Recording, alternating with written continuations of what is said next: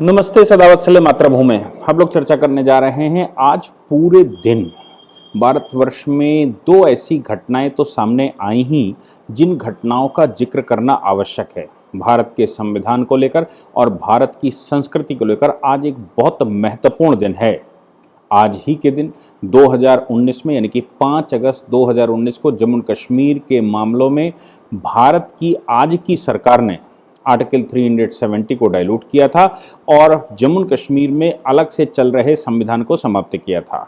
जम्मू कश्मीर में जो डिस्क्रिमिनेशन नेहरू कर गए थे उस सारे डिस्क्रिमिनेशन को समाप्त करके जम्मू कश्मीर में रहने वाले लोगों को भारत के अन्य स्थानों के जो नागरिक हैं यानी कि रिमेनिंग ऑफ जम्मू कश्मीर को छोड़कर भारत के बाकी हिस्सों के जो नागरिक हैं उन नागरिकों के बराबर ही अधिकार दिए। वहाँ वेस्ट पाकिस्तान से आए रिफ्यूजीज़ जिनको पिछले 75 वर्षों में अधिकार नहीं दिए गए थे, वहाँ वाल्मीकि समाज जिसको पिछले 75 वर्षों से 70 वर्षों से अधिकार नहीं दिए गए थे, वहाँ गोरखा समाज जिसको अधिकार नहीं दिए गए थे, या वहाँ पर जो आर्मी पर्सन्स रहते हैं या जो लोग जॉब करते थे, जो मेडिकल की फील्ड में काम करते थे, जो शिक्षा विभाग में काम करते थे, उनको किसी प्रकार का कोई अधिकार नहीं दिया गया था। जम्मू कश्मीर में रहने वाले जो लोग ऐसे लोग जो 1944 से पहले के रहने वाले थे उनको ही जम्मू कश्मीर का निवासी माना गया। बाकी के जो रिफ्यूजीज और कोई भी सेटलमेंट हुआ उसको नहीं माना गया था। भारत के उस समय के गृह मंत्री माननीय अमित भाई शाह ने एक प्रपोजल लाकर एक प्रेसिडेंशियल ऑर्डर से और दूसरा कॉन्स्टिट्यूएंट जम्मू कश्मीर विषय पर वहाँ के गवर्नर से और फिर असेंबली में वो विषय रखकर उस विषय को समाप्त कर दिया और देश को एक सामान्य वे में एक रूप एक तरह से लाने के लिए आगे आए। दूसरा प्रकरण फिर से आया और अगले ही वर्ष 5 अगस्त 2020 को राम मंदिर की शिला पूजन किया गया, राम मंदिर की नींव रखी गई और राम मंदिर जो भारत के लाखों वर्षों का प्रतीक है उस प्रतीक पर जिस प्रकार से आक्रांताओं ने कब्जा करके भगवान के मंदिर को तोड़ा था और तोड़कर उस पर एक मस्जिद नुमा आकृति बनाकर उस पर कब्जा करने का प्रयास किया था, वो भी माननीय सर्वोच्च न्यायालय के निर्णय से। और फिर 5 अगस्त को वो माननीय प्रधानमंत्री जी के द्वारा जो भूमि पूजन हुआ उस भूमि पूजन से मंदिर निर्माण शुरू हुआ। यानी कि दो बड़े दिवस 5 अगस्त को रहते हैं। अब 5 अगस्त का ही दिन चुनना कांग्रेस के द्वारा काले कपड़े पहनकर पूरे देश में प्रदर्शन करना, पूरे देश में काले कपड़े पहनकर जाम लगाना और तमाम तरह के प्रदर्शनों के माध्यम से देश को ये बताना कि 5 अगस्त के दिन हमने चुना है और किसके लिए। क्या तुष्टीकरण की राजनीति के लिए चुना गया? क्या प्रियंका गांधी या प्रियंका वड्रा और उधर राहुल विंची ये सब पूरे देश में हंगामा करते घूम रहे थे, कांग्रेसी पूरे देश में हंगामा करते घूम रहे थे, काले कपड़े पहनकर रोडें जाम कर रहे थे, काले कपड़े पहनकर प्रदर्शन कर रहे थे। अब 5 अगस्त का दिन चुनना क्या ये अतिशयोक्ति है? क्या ये भूल है? या फिर जानबूझकर 5 अगस्त का दिन इसलिए चुना गया कि जो वोट समाजवादी पार्टी ने खींच लिया, जो वोट ओवैसी खींच कर ले गए, जिसको माइनॉरिटी 15% 14% वोट कहते हैं, वो 14% वोट की राजनीति जो कांग्रेस ने शुरू से की, पहले 2% हुआ करता था, 2% की राजनीति और 2% से 14-15% वोट की राजनीति कांग्रेस ने शुरू से की। तुष्टीकरण की राजनीति जो कांग्रेस सदैव से करती रही, उसी राजनीति का ये परिणाम निकला कि 5 अगस्त के दिन ये सब चुना गया। माननीय योगी आदित्यनाथ जी ने आज अपने वक्तव्य में इस विषय को खोला। उन्होंने कहा आज का दिन तो भाई गर्व का विषय है, देश इस समय उत्सव मना रहा है, देश इतने उत्साह में है कि आज के दिन उसके प्रभु, भारत के मार्गदर्शक, भारत के मर्यादा पुरुषोत्तम, जिनके चरणों में भारत का समृद्धता विकास हुआ और ऐसे भगवान के मंदिर को की शिलान्यास जिस दिन पूजन हुआ हो, भूमि पूजन हुआ हो, उस दिन काले कपड़े पहनकर निकलना ये कोई सामान्य बात नहीं है। अब आप सोचो कि ऐसा ही प्रदर्शन 15 अगस्त को किया जाए, जैसा कि आपको याद है ना कि जैसा प्रदर्शन पहले 26 जनवरी को किया गया था, लाल किले पर ध्वज फहराने का प्रयास किया गया था, लाल किले पर वो जो खालिस्तानी झंडा है उसको फहराने का प्रयास किया गया था। तो क्या ये माना जाए कि उसी तर्ज पर 5 अगस्त के दिन, जबकि मैं मानकर चलता हूं कि 5 अगस्त का दिन बहुत ज़्यादा आधुनिक भारत में महत्वपूर्ण है। मैंने 2 बड़ी घटनाएं जो 2019 और 2020 में हुई उनकी चर्चा आपके सामने की। इसलिए कांग्रेस के इस चरित्र को माननीय योगी जी ने, कांग्रेस के इस चरित्र को माननीय अमित शाह जी ने उजागर किया है और उन्होंने अपने वक्तव्य में कहा है कि आज का दिन चुनना ये कोई सामान्य बात नहीं है। कारण दूसरा है। दूसरा एक विषय जो सामने आ रहा है वो ममता बनर्जी बड़ी शांति से प्रधानमंत्री जी से मिल ली। मैं देश के 2 ऐसे लीडर जानता हूं जो प्रधानमंत्री से मिलने जाएं या समय भी लें या उनके विषय में कोई चर्चा करें और मीडिया में न जाएं। एक तो महामहिम केजरीवाल और दूसरे ममता बनर्जी। ममता बनर्जी जब कलकत्ते से चलती थी तो वहीं से चिल्लाना शुरू करती थी और आते आते दिल्ली में आकर पता नहीं कौन सा बम फोड़ना है वो फोड़ देती थी। और इधर केजरीवाल तो पुरानी दिल्ली से नई दिल्ली की तरफ चले या पुरानी दिल्ली में बैठे बैठे ही कोई बात आ जाए तो केजरीवाल चुप रहने वाले नहीं। लेकिन मजे की बात यह है कि ममता बनर्जी की आज माननीय प्रधानमंत्री जी के साथ बैठक हुई और उस बैठक में जो बैठक तय की गई उस बैठक में माननीय प्रधानमंत्री जी की वार्ता को ना उन्होंने बाहर निकलकर कुछ कहा और ना ही जाने से पहले कोई बात कही। ये मुझे ताज्जुब की बात लगी कि ऐसा कैसे हो सकता है। फिर दिमाग में आया कि आखिर क्या चल रहा होगा। चल ये रहा होगा कि जगदीप जी धनखड़ जो कि बंगाल के गवर्नर थे वो उपराष्ट्रपति बनने जा रहे हैं। कल उनकी घोषणा हो जाएगी और उपराष्ट्रपति जब वो बन जाएंगे तो सदन के अंदर और या जो जिस घोटाले पर आजकल अर्पिता बनर्जी और पार्थ चटर्जी फंसे हुए हैं उसकी सीधी आंच कहीं न कहीं ममता बनर्जी पर पड़ रही है। और ये संभव है कि जब इसकी गहन इन्वेस्टिगेशन होगा तो इसमें ममता बनर्जी ही निकलने वाली हैं। अब पहले तो दिमाग में लोगों के ये रहा कि भाई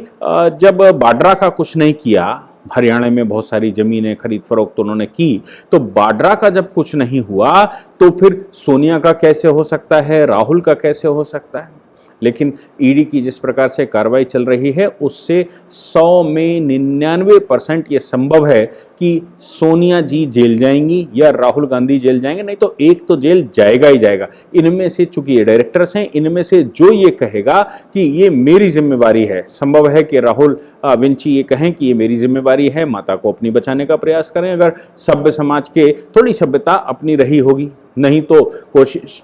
राहुल विंची जैसा अंग्रेजी स्वभाव होता है, जैसे ईसाई स्वभाव होता है, अपने आप को बचाएंगे और माँ को फंसा देंगे। लेकिन दोनों में से कोई एक जेल जाएगा ये लगभग तय दिखाई दे रहा है।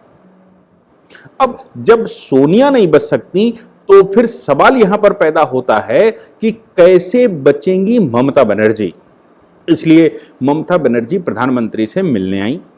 एक बड़े पत्रकार प्रदीप सिंह जी ने अपने एक वक्तव्य में कहा भी था कि कहीं ममता बनर्जी डायलूट तो नहीं हो रही, कहीं प्रधानमंत्री जी के साथ वो कॉम्प्रोमाइज करने की कोशिश तो नहीं कर रही, और उसी का परिणाम रहा हो कि माननीय धनखड़ जी को उपराष्ट्रपति के लिए प्रमोट कर दिया गया हो। मेरा मानना उसमें थोड़ा डिफरेंट है। अब माननीय प्रधानमंत्री जी ने ये मैसेज दे दिया सभी को कि राज्यपाल का मतलब ही भी चुपचाप बैठकर राज्यपाली नहीं करना, जो राज्यपाल काम करेगा वही आगे आएगा। यानी कि धनखड़ साहब जिस प्रकार से काम कर रहे थे बंगाल में, और बंगाल में पूरी कमान उन्होंने ममता के खिलाफ संभाल रखी थी, उससे पूरे देश को एक मैसेज गया। और माननीय प्रधानमंत्री जी ने दूसरा मैसेज ये दिया कि जो राज्यपाल काम करेगा वो आगे बढ़ेगा, जो राज्यपाल काम नहीं करेगा उसकी नमस्ते होगी। चाहे अब हम महामहिम द्रौपदी मुर्मू जी की बात करें, वो भी झारखंड में कुछ इसी प्रकार के काम करती रही, थोड़ा समय उनका शासन, वो उनका गवर्नरशिप रही, लेकिन उन्होंने सिद्ध किया कि मैं मूक दर्शक नहीं हूं। उसका परिणाम निकला कि एनडीए ने उनको कैंडिडेट बनाया और इधर जगदीप जी धनखड़ ने तो बंगाल में पूरी कमान संभाल रखी थी, उनको भी मैसेज दिया कि वो महामहिम होने लायक हैं, यानी कि वो उपराष्ट्रपति के पद के लिए बिल्कुल उपयुक्त व्यक्ति हैं। एक तो वो सुप्रीम कोर्ट के प्रैक्टिशनर हैं, दूसरा वो पुराने राजनीतिक हैं, मिनिस्टर रहे, कम उम्र में मिनिस्टर रहे और देश के तमाम समसामयिक मुद्दों पर वो काम करते रहे। 370 पर भी उन्होंने काम किया और ये कहना भी उचित होगा कि 5 अगस्त को 370 गया और वो हमारी टीम के हेड लीडर हुआ करते थे जो 370 पर काम कर रही थी, वो मेन पर्सन हुआ करते थे जो सरकार को सेटिस्फाई करने का काम कर रहे थे। और जगदीप जी धनखड़ कल 6 अगस्त को, यानी कि अगले 2 वर्ष में ही 3 वर्ष में ही वो अब उपराष्ट्रपति की शपथ लेने के लिए तत्पर हैं। उनकी घोषणा होने वाली है 6 अगस्त को। तो फिर सवाल यहां पर यह पैदा होता है कि ममता बनर्जी, जो प्रदीप सिंह जी कह रहे हैं कि वो सेटलमेंट हो गया, मुझे वो नहीं लगता, लेकिन हाँ, ममता बनर्जी को कम से कम ये जरूर समझ में आ गया होगा कि जब उन्होंने मोर्चा संभाला था और माननीय प्रधानमंत्री जी डिजास्टर मैनेजमेंट के लिए गए थे। आप सोचो कि बंगाल में तूफान आया था, डिजास्टर मैनेजमेंट के लिए वो वहां पर गए थे और ममता बनर्जी उस सभा में भी नहीं गई थी, उनसे मिलने भी नहीं गई थी और अपने चीफ सेक्रेटरी को भी नहीं भेजने दिया। और चीफ सेक्रेटरी के खिलाफ इसीलिए कार्रवाई भी हो गई थी होम मिनिस्ट्री की तरफ से, क्योंकि चीफ सेक्रेटरी प्रधानमंत्री, चूंकि डिजास्टर मैनेजमेंट के हेड होते हैं, प्रधानमंत्री की बैठक में वो आई नहीं, जबकि चीफ मिनिस्टर और चीफ सेक्रेटरी दोनों को ही रहना होता है, ये प्रोटोकॉल है। लेकिन वो तो ऐसे काटने को दौड़ती थी, प्रधानमंत्री जी अगर बंगाल की तरफ देख भी लें तो वो ऐसे काटने को दौड़ती थी, कहती थी कि वो गुजरात से आए हैं और इनका यहाँ क्या, वो क्या, ये क्या, दुनिया भर का ड्रामा वो करने की कोशिश करती थी। और क्या न करे, क्या न ड्रामा करे, ये जग जाहिर था। लेकिन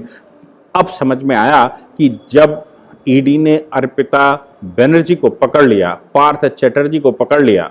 और ये पैसा तो निश्चित रूप से, जहां तक मेरा अनुमान है, ये पैसा तो ममता दीदी का ही होगा, क्योंकि मुख्यमंत्री के जानकारी के बगैर शिक्षक घोटाला हो जाए, और शिक्षक घोटाला तो मनी जगदीप जी धनखड़ वहां खोल कर आए थे, उन्होंने उस समय पब्लिक स्टेटमेंट भी दिए थे, चीफ सेक्रेटरी को भी लिखा था और ऐसा कहते हैं कि उन्होंने राष्ट्रपति को भी लिखा था कि ये घोटाला बंगाल का सबसे बड़ा घोटाला है।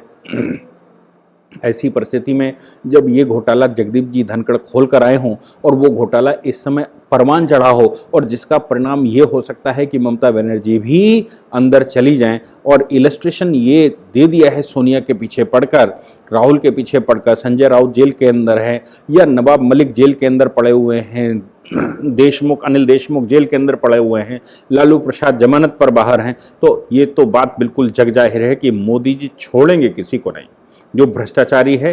जो देश विरोधी काम करता है, देश में जो गलत तरीके की राजनीति करता है, उसको छोड़ना किसी को नहीं है, चाहे कुछ भी हो जाए। तो ममता कैसे छूटेंगे? यही कारण रहा होगा कि मुझे लगता है कि ममता बनर्जी ने चुपचाप प्रधानमंत्री जी से समय लिया और समय लेकर अपनी बातें प्रधानमंत्री जी के, उनके दिमाग में होगा कि प्रधानमंत्री जी के मन में कटुता ना रहे और हमारे लिए वो पोलाइट हो जाएं, इसलिए वो मिलने गई होंगी, ऐसा अनुमान लगाया जा रहा है कि ईडी की कार्रवाई को थोड़ा कम कर दिया। लेकिन प्रधानमंत्री जी लगातार ये कहते आए हैं कि कानून अपना काम करता है, ना मैं उसको उकसाता हूं और ना मैं उसको रोकता हूं, जो होना है वो होगा। आप कानून से सभी लोग बचिए, कानून से बचने का सबको प्रयत्न करना चाहिए। मुझे लगता है ये जो 2 प्रकरण आज आए, ये अपने आप में अद्वितीय हैं और भारत के लिए शुभ संकेत हैं। हालांकि शुभ संकेत कांग्रेस की तरफ से नहीं, क्योंकि 5 अगस्त का ही दिन चुनना कांग्रेस के लिए काले कपड़े पहनकर ये दुर्भाग्य है। लेकिन ममता बनर्जी का नतमस्तक होना या ममता बनर्जी को किसी न किसी स्टेज पर आकर कॉम्प्रोमाइज करना, और अभी तो नीति आयोग की बैठक होने वाली है और नीति आयोग की बैठक में तो माननीय प्रधानमंत्री जी उसके हेड होते हैं, तो नीति आयोग की बैठक जब होगी तो उस बैठक में भी वो रहने वाली हैं, कैसे डिस्ट्रीब्यूशन हो। मुझे लगता है ये भारत के लिए बहुत अच्छे शुभ संकेत हैं और भारत 2 कदम आगे बढ़ गया है और भारत की जनता मुझे लगता है बहुत खुश है। खुश इसलिए है कि हमेशा से वो ये कहते थे कि आप हमारे पीछे पड़े हैं, राजनेताओं का ये जिस समय पॉलिटिक्स ज्वाइन करते हैं उस समय इनके पास कुछ नहीं होता, तो ये कैसे इतने बड़े हो जाते हैं, अरबों खरबों रुपए की इनकी प्रॉपर्टी हो जाती है। अब राजनेता भी बचने वाले नहीं हैं और आपने देखा होगा कि जिस प्रकार से रचना तिवारी को गिरफ्तार किया गया था, जो सिविल जज सीनियर डिवीजन थी 30 हजारी कोर्ट में, जिस तरह उनको और उनके पति को गिरफ्तार किया गया था और उनको जमानत करवानी पड़ी और उनके खिलाफ एफआईआर हो गई सिटिंग जज के खिलाफ, तो जुडिशरी भी अछूती नहीं, एग्जीक्यूटिव पे तो पहले से होता ही होता था और लेजिस्लेटर भी अछूते नहीं हैं। मुझे लगता है कि अगर हम इन 3 बड़ी फील्डों पर कंट्रोल कर पाएं तो जनता पर बहुत बड़ा अंकुश अपने आप स्वतः लगने वाला है, क्योंकि ये लोग ही जनता के उन लोगों को प्रोटेक्शन देते हैं जो करप्शन की तरफ आते हैं या उनके साथ मिलकर काम करते हैं। और जब ये ही गिरफ्त में होंगे तो मुझे नहीं लगता कि जनता ऐसा सोच भी पाएगी कि उसको करना है, और एक बड़े स्तर पर करप्शन पर बाधा पहुंचेगी, करप्शन पर जो प्रहार होगा, जो कि प्रधानमंत्री नरेंद्र मोदी जी के नेतृत्व में हो रहा है। जय हिंद, जय भारत, वंदे मातरम।